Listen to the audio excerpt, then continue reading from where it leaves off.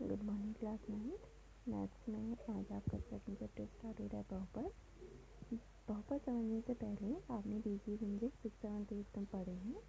हम बीजीय व्यंजक उन्हें कहते हैं जिसमें चर और अचर राशियों का संयोग जिसके साथ होता है प्लस माइनस इंटू और डिवाइड के साथ जो ये पद बनाते हैं मिलकर ये हमारी क्या कहलाते हैं बीजीय व्यंजक। जैसे यहाँ पर मैंने लिखा है 2x² - 1 2 + x 1/y+2 ये सब आपकी बीजीय व्यंजक है। इसके आगे अब आपका आता है बहुपद। तो इन्हीं बीजीय व्यंजकों को हम बहुपद कहते हैं, लेकिन सभी बीजीय व्यंजक बहुपद नहीं होंगे। अब वो बहुपद कौन से बीजीय व्यंजक बहुपद होंगे उनको यहाँ आपने समझना है। ऐसे बीजीय व्यंजक जिसमें पहला चर राशि घातांक धनात्मक पूर्णांक हो, यानी जैसे मैंने एग्जाम्पल लिखा 2x² - 1 इसमें चर राशि आपकी x है जिसकी घात 2 है, एक तो 2 पूर्णांक है, साथ में इसके ये क्या है धनात्मक है। ऐसे दूसरे में 2 + x एक चर राशि है जिसकी घात में कुछ नहीं लिखा यानी 1 होता है जो कि पूर्णांक है और धनात्मक। सेकंड इसमें आता है पदों की संख्या निश्चित। जैसे मैंने यहाँ पर एग्जाम्पल लिखा है 2x² - 1 2 + x 1/y+2।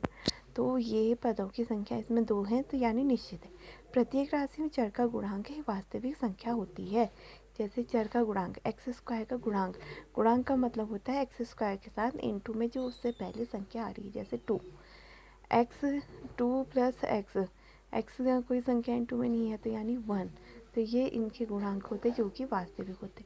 अब इसी में एक तीसरा एग्जाम्पल था बीजीय व्यंजक का 1/y+2। ये बहुपद नहीं है, फर्स्ट और सेकंड बहुपद है क्योंकि इनमें चर की घातांक धनात्मक है, साथ ही साथ घात पूर्णांक है, पदों की संख्या निश्चित है और प्रत्येक राशि में चर का गुणांक एक वास्तविक संख्या है। लेकिन 1/y+2 बहुपद नहीं है क्योंकि 1/y को आप y की घातांक नियम से y की घात -1 लिखेंगे जो कि घात में नेगेटिव संख्या आ रही है, नेगेटिव पूर्णांक आ रहा है, इसलिए ये बहुपद नहीं होगा। तो बहुपद आपको समझ में आ गया होगा।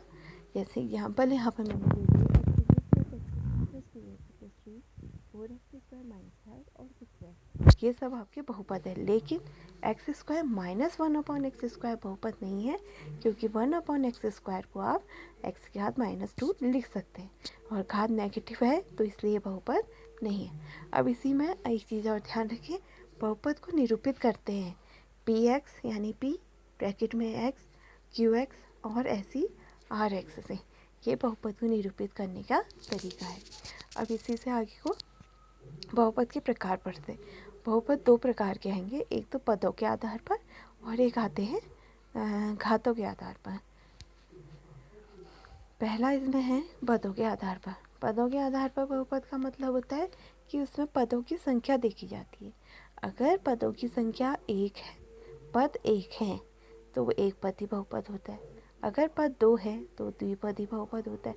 अगर 3 पद है तो त्रिपदी बहुपद। जैसे पहले वाले में मैंने लिखा है x² ax ax क्यूब, तीनों में आपके पद एक ही है तो ये एक पदी बहुपद है। जबकि दूसरे वाले में आपका द्विपदी बहुपद में ax² + 1 पहला पद 2 पद हो गए, ax³ + bx 2 पद हो गए, प्लस से पहला वाला प्लस से 2 तो ये पद हो गए।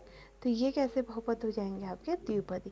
जबकि तीसरे में 3 पद होंगे, 2x² पहला प्लस x दूसरा तीसरा है 1 तो ये त्रिपदी। तो इसलिए जिनमें एक पद होंगे वो एक पदी बहुपद, जिनमें 2 पद होंगे वो द्विपदी बहुपद और जिनमें 3 पद होंगे वो त्रिपदी बहुपद।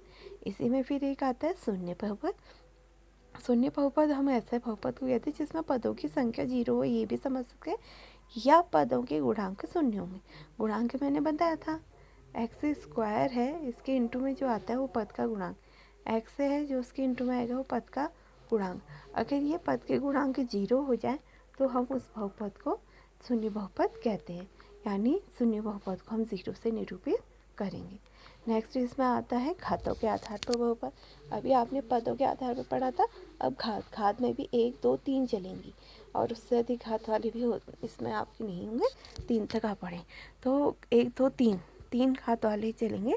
अब जिसमें एक घात होती है, जिस बहुपद में एक घात होती है उसे रैखिक बहुपद कहते हैं।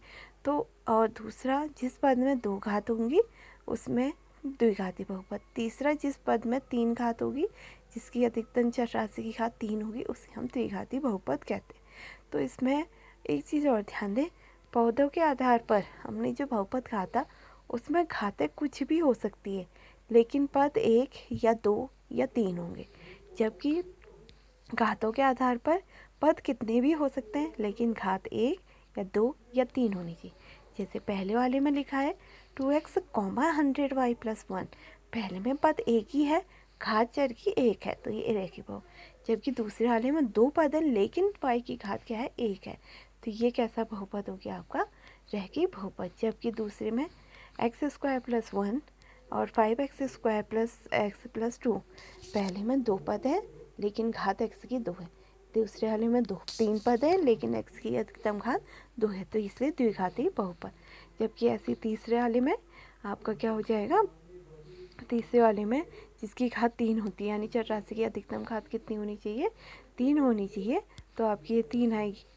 तो इसके बाद 3 हो गई, ऐसे 5x³ + 9, तो इसमें अधिकतम घात 3 होनी चाहिए, पद कितने भी हो सकते हैं। तो ये है आपका बहुपद और उसके प्रकार। तो इनके बारे में आप ध्यान से सुनेंगे, पढ़ेंगे। ये नहीं होगी तो फिर मैं आपको बताऊंगी।